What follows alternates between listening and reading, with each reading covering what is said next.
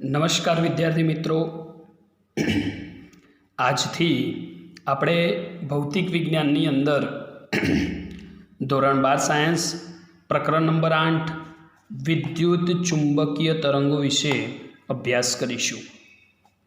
એ પહેલાં તમને એક વાત કહી દઉં કે જો આપણે અત્યાર સુધી કોઈએ આ આપણી ચેનલ સબસ્ક્રાઈબ ન કરી હોય તો એ સબસ્ક્રાઈબ કરી લેજો અને શેર કરજો, જેથી બીજા વિદ્યાર્થીઓ આનો લાભ ઉઠાવી શકે।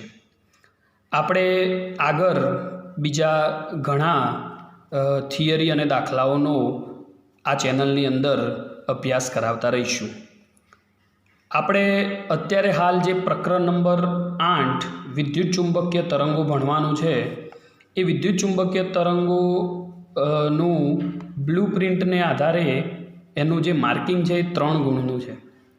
વિદ્યાર્થી મિત્રો, કેટલીક વખતે પેપર સેટ કરતી વખતે બ્લુપ્રિન્ટને 100% ધ્યાનમાં લેવામાં આવતી નથી, પણ ગુણ બરાબર ધ્યાનમાં લેવામાં આવતા હોય છે। એટલે 3 ગુણ છે તો કેટલીક વખતે 3 ગુણના MCQ પૂછાઈ શકે આ ચેપ્ટરમાંથી, અથવા તો 1 ગુણનો MCQ અને 2 ગુણની થિયરી અથવા તો કોઈ નાનકડો દાખલો પૂછાઈ શકે। વિદ્યાર્થી મિત્રો, આ ચેપ્ટર ખૂબ નાનું છે અને સરળ છે, એટલે આપણે આ ચેપ્ટરમાંથી 3 ગુણનો પરીક્ષાની અંદર સ્કોર સારી રીતે કરી શકીશું। બીજું કે આ ચેપ્ટરની અંદર બહુ જ ઓછા સૂત્રો તૈયાર કરવાથી આપણને બધા જ દાખલા આવડી જશે। એટલે ચેપ્ટર લંબાઈની દ્રષ્ટિએ ખૂબ નાનું છે અને ખૂબ ઓછી થિયરીઓ છે, પણ આપણે ભૌતિક વિજ્ઞાનની અંદર જો ડિટેલથી ચેપ્ટર સમજીશું તો આપણને બીજા કેટલાક ચેપ્ટરોમાં પણ ઉપયોગી થશે। અને એનું એક હમણાં નાનકડું ઉદાહરણ તમને આપીશ કે આ ચેપ્ટર સમજવા માટે પણ આપણે પાયારૂપ કેટલાક આગળના ચેપ્ટરોનો સંદર્ભ લેવો પડશે। બીજું વિદ્યાર્થી મિત્રો કે આપણે વિદ્યુત ચુંબકીય તરંગો વિશે અભ્યાસ કરવાનો થાય ત્યારે તમે જાણો છો એ મુજબ આપણે અહીંયા 2 શબ્દો છે, એક વિદ્યુત ચુંબકીય શબ્દ છે અને એક બીજો શબ્દ છે તરંગો। આપણે પહેલાં તો ચેપ્ટરનું ટાઇટલ છે એને સમજવાનો પ્રયત્ન કરવો પડશે, ત્યારે જ આપણે ચેપ્ટરની અંદર ડિટેલમાં સમજી શકીશું। શા માટે આપણે આને થિયરીને સ્ટેપ બાય સ્ટેપ અને ડિટેલમાં સમજવી જોઈએ? તો એટલા માટે કે કેટલીક વખતે કેટલાક શિક્ષક મિત્રો પ્રસ્તાવના સમજાવતા નથી, અથવા તો આપણે બીજા કેટલીક ડિટેલમાં થિયરી નથી જતા, કારણ કે પરીક્ષાલક્ષી 3 જ ગુણ છે અને MCQ મોટાભાગે પૂછાઈ જતા હોય છે અને કેટલીક વખતે નાનકડી થિયરી અથવા તો દાખલો પૂછાતો હોય છે। પણ આપણે એટલા માટે વિદ્યુત ચુંબકીય તરંગ જે છે એને ડિટેલમાં ભણવાનું, કારણ કે આગળ ધોરણ 12 સાયન્સ પછી પણ તમારે ગુજકેટ, JEE અને NEET જેવી પરીક્ષાઓ આપવાની છે, તો એના માટે તમને પાયાની સમજ હોવી ખૂબ જરૂરી છે। તો આપણે હવે શરૂ કરીએ છીએ આપણું વિદ્યુત ચુંબકીય તરંગો। તો પહેલાં આપણે તરંગ શબ્દ વિશે ભણવા માટે તરંગ શબ્દ સાંભળતા જ આપણને ધોરણ 11નું પ્રકરણ 15 યાદ આવે। એટલે ચેપ્ટર નંબર 15નું નામ હતું તરંગો। તો આપણે એ તરંગો વિશે ભણવાનું થાય ત્યારે તરંગની વ્યાખ્યા કંઈક આપવી હોય તો આપણે આવી રીતે આપી શકાય કે તમે જાણો છો કે એક ઉદાહરણ લઈને આપણે સમજીએ કે દોરી પરના તરંગો, એટલે કોઈ એક દોરીને 2 બાજુથી મજબૂત રીતે બાંધી દઈએ અને આપણે એક બાજુથી એને વિક્ષોભ ઉત્પન્ન કરીએ, એટલે તમે જાણો છો કે દોરીના તરંગો આ રીતે ગતિ કરશે। તો એક દોરડું લઈને પણ આ પ્રયોગ આપણે સામાન્ય રીતે કરી શકીએ છીએ। એક દોરડાને એક બાજુથી આપણે પછાડીએ તો આવો તરંગ વિક્ષોભ ઉત્પન્ન થશે, પછી એ નીચે આવી જશે, એની ગતિ પાસ થશે ઉર્જા અને બીજો એક તરંગ ઉત્પન્ન થશે। તો આ પ્રકારે એ આગળ ગતિ કરશે। તો માધ્યમની અંદર આ જ્યારે ગતિ કરશે ત્યારે પોતાનું સ્વરૂપ જાળવી રાખશે, એટલે આ જે પ્રકાર હતો એ જ પ્રકાર આગળ પાસ થશે, એટલે પોતાનું સ્વરૂપ જાળવી રાખશે। એટલે કે દોરીના માધ્યમમાં વિક્ષોભ પ્રસરણ પામતો જાય તો માધ્યમમાં વિક્ષોભની આવી ગતિને તરંગ સ્પંદ અથવા તો તરંગ કહેવામાં આવે છે. તો આ તરંગની આપણી પાસે વ્યાખ્યા થઈ. માધ્યમમાં જ્યારે ગતિ કરે ત્યારે કોઈ પણ કણ પાસે એ પોતાનું સ્વરૂપ જાળવી રાખશે અને આવો જ્યારે વિક્ષોભ ઉત્પન્ન થાય અને એ વિક્ષોભ પ્રસરણ પામે એને આપણે તરંગ સ્પંદ અથવા તો તરંગ કહીશું. હવે તરંગોના કેટલાક પ્રકાર વિશે પણ આપણે ધોરણ 11માં ભણ્યા હતા. એમાંથી એક હતો યાંત્રિક તરંગો, પછી બિનયાંત્રિક તરંગો, પછી હતું આપણી પાસે સંગત તરંગો અને લંબગત તરંગો. તો આ 4 પ્રકાર વિશે આપણે ભણી ગયા છીએ ધોરણ 11ની અંદર. પણ અહીંયા આપણે ખાસ બિનયાંત્રિક તરંગો અને લંબગત તરંગો વિશે સમજીશું, કારણ કે વિદ્યુત ચુંબકીય તરંગો એ બિનયાંત્રિક તરંગો અને લંબગત તરંગોનું સ્વરૂપ છે. તો પહેલાં આપણે ભણીશું બિનયાંત્રિક તરંગો. તો બિનયાંત્રિક તરંગો એટલે એવા તરંગો કે જેને પ્રસરવા માટે માધ્યમની જરૂર પડતી નથી. જેને પ્રસરવા માટે માધ્યમની જરૂર પડતી નથી એને કેવા તરંગો કહે છે? બિનયાંત્રિક તરંગો કહે છે. એટલે માધ્યમ વગર પણ એ તરંગો પ્રસરી શકે છે. જેમ કે શૂન્ય અવકાશમાંથી સૂર્યનું કિરણ આવે છે તેને આપણે બિનયાંત્રિક તરંગ કહેવાય. હવે બિનયાંત્રિક તરંગ છે એને બીજું શું કહી શકાય? વિદ્યુત ચુંબકીય તરંગ. એટલે સૂર્યપ્રકાશમાંથી આવતું તરંગ એ સીધું આપણે શું કહી શકીએ? વિદ્યુત ચુંબકીય તરંગ. બીજું વિદ્યુત ચુંબકીય તરંગની વાત આવશે એટલે આપણે લંબગત તરંગ સમજવું હોય તો વિદ્યુત ચુંબકીય શબ્દની અંદર 2 શબ્દો છૂટા પાડી શકાય. એક શબ્દ છે વિદ્યુત અને બીજો શબ્દ છે ચુંબકીય. તો આ 2 શબ્દોની રીતે આપણે લંબગત સ્વરૂપની તરંગોની વ્યાખ્યા આપીશું. તો વિદ્યુત ક્ષેત્રની અંદર આપણી પાસે એક આકૃતિ સમજી, આ આપણે એક્સ અક્ષ કહી દઈએ, આ વાય અક્ષ અને આ ઝેડ અક્ષ. આપણી પાસે અવકાશની અંદર વિદ્યુત ક્ષેત્રના દોલનો વાય અક્ષને સમાંતર ગતિ કરે છે. એટલે વાય અક્ષ આ ઉપરની દિશા છે તો એ મુજબ વિદ્યુત ક્ષેત્રના દોલનો ગતિ કરે છે.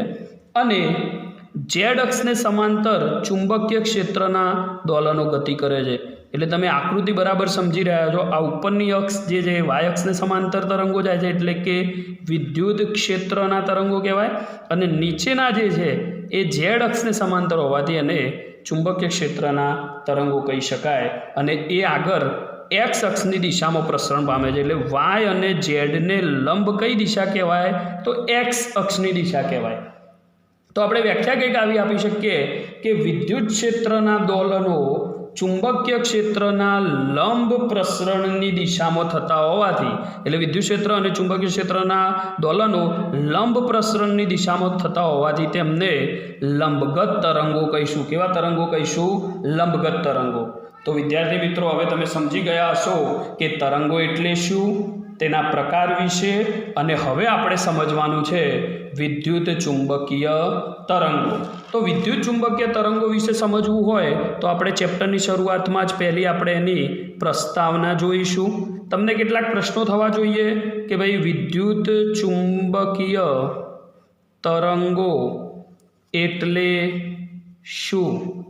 બીજું, તેનું અગત્યતા શું છે?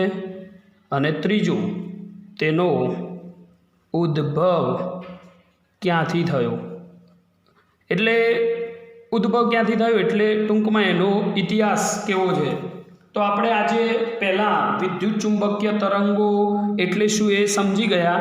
હવે આપણે એનો અગત્યતા સમજવાનો પ્રયત્ન કરીશું.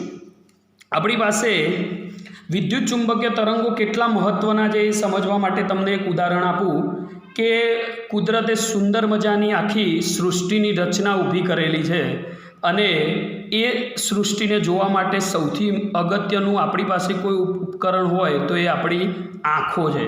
હવે આપણી આંખો જે છે એ કોઈપણ વસ્તુને જોવા માટે એમાં સક્ષમ દ્રશ્ય પ્રકાશના તરંગોને આભારી છે. તો દ્રશ્ય પ્રકાશના તરંગોને આભારી હોય તો આ દ્રશ્ય પ્રકાશના તરંગો આવ્યા ક્યાંથી? તો એ જે દ્રશ્ય પ્રકાશના તરંગો છે એ આપણને સૂર્યમાંથી મળે છે. એટલે સૂર્યમાંથી જે તરંગો આવે છે એમાંથી એક દ્રશ્ય પ્રકાશના તરંગો હોય છે એ આપણી આંખ સુધી પહોંચે છે અને આપણે આંખ દ્વારા આ સમગ્ર પૃથ્વી ઉપરની સૃષ્ટિ જોઈ શકીએ છીએ.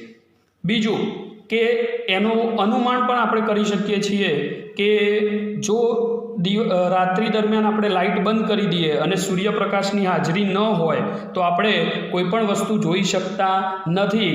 એટલે જો દ્રશ્ય પ્રકાશના તરંગો ન હોય તો આપણે આ સમગ્ર સૃષ્ટિ કે પૃથ્વી ઉપરની કોઈ વસ્તુ કે આપણી આસપાસ કોઈ વસ્તુ હોય તો એ આપણે જોઈ શકતા નથી. પણ આ દ્રશ્ય પ્રકાશના તરંગો જે છે એ સાંભળતા જ તમને ધોરણ 10 યાદ આવી જાય કે ધોરણ 10ની અંદર દ્રશ્ય પ્રકાશ વિશે આપણે ભણ્યા હતા. અને જો યાદ કરાવી દઉં, 4000 એંગસ્ટ્રોમથી જેની 7000 એંગસ્ટ્રોમ તરંગ લંબાઈ હોય એને આપણે દ્રશ્ય પ્રકાશના તરંગો કહેતા હતા.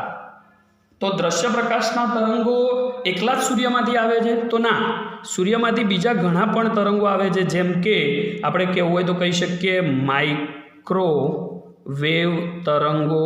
યાદ રાખજો મિત્રો, માઇક્રોવેવ તરંગો, ઇન્ફ્રારેડ તરંગો, બીજા છે આપણી પાસે યુવી એટલે કે અલ્ટ્રાવાયોલેટ તરંગો, ગેમા તરંગો અને એક્સરે.